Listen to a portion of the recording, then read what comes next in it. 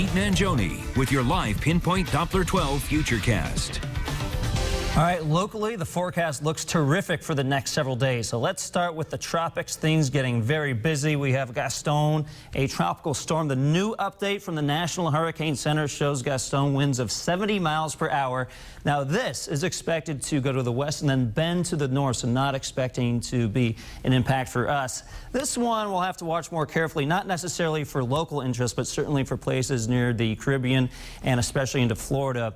Right now, the strength of this is very much up in the air. Definitely, it could strengthen into a tropical depression or a tropical storm over the next several days, but a lot is up in the air in terms of the strength, in terms of the path. You could see likely some interaction with the lands, and when we get that land interaction, sometimes that can actually weaken the storm. So that would actually be a good thing for weakening the storm, but not a good thing for places like the Dominican, Puerto Rico, with some likely flash flooding and some mudslides. And you can see what happens as we go into next week. I mean, the solution is just all over the place. Some take it into the Gulf of Mexico, others take it up towards the east coast, just to the east of Florida. And there's a question if at this point it's even a tropical storm or even a system anymore. So definitely stay tuned. Not a threat to us here in southern New England, but we'll be monitoring that, especially for the interest in Florida over the next several days into next week. All right, now let's talk some good weather, right? This is fantastic stuff. We have dew points in the upper 50s to low 60s. That is very comfortable for this time of year. Temperatures right now in the low to mid 80s, 84 in Providence, 82 in Newport, Westerly 81, and 78 on Block Island. Satellite picture is very quiet. Now, what will happen over the next several days is this front here swinging in from the Great Lakes. This will bring some potential showers on Friday, but I think the bigger story will be some of the humidity it sucks up. Not so much for tomorrow. In fact, this is a dew point forecast for tomorrow.